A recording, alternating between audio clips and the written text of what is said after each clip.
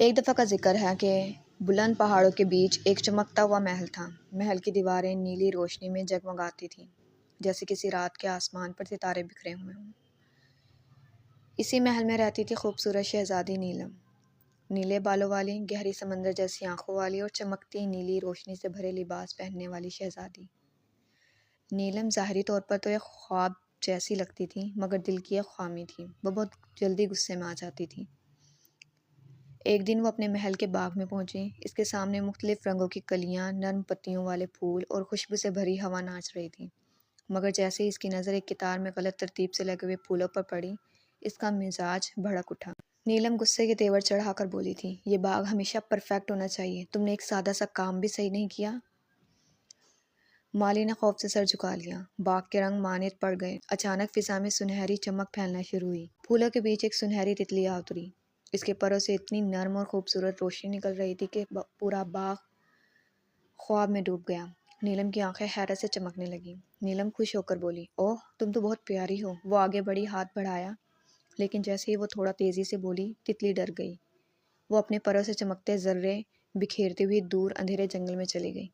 نیلم غصے میں چلائی، رکو، میں نے کہا رکو۔ اس کی آواز بلند ہوئی۔ پھول سہم گئے اور تتلی غائب ہو گئی۔ نیلم تتلی کے پیچھے جنگل میں آ گئی، مگر راستہ بھٹک گئی۔ جنگل خاموش تھا، درخت اونچے اور سایہ دار تھے۔ سمجھدار الو دکھائی دیا۔ اس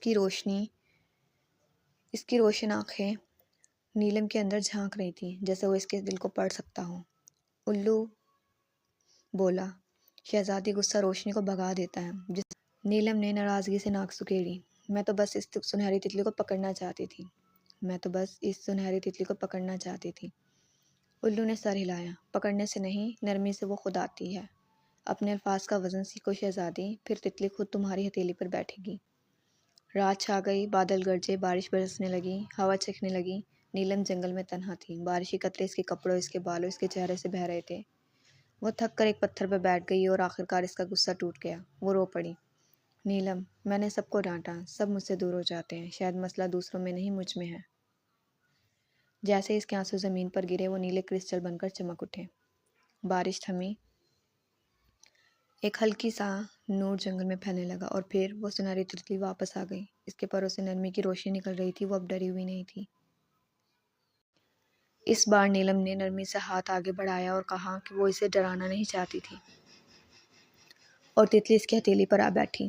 جادوئی روشنی کے ساتھ تتلی سے محل تک لے آئی اور باغ پر سونا برسایا۔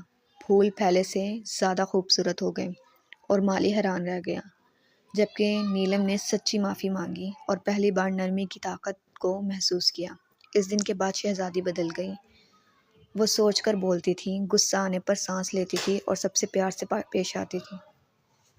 وہ سنہری تتلی ہمیشہ اس کے ارد گرد چمکتی رہتی تھی، جیسے یاد دلاتی ہو کہ نرمی سب سے بڑا جادو ہے۔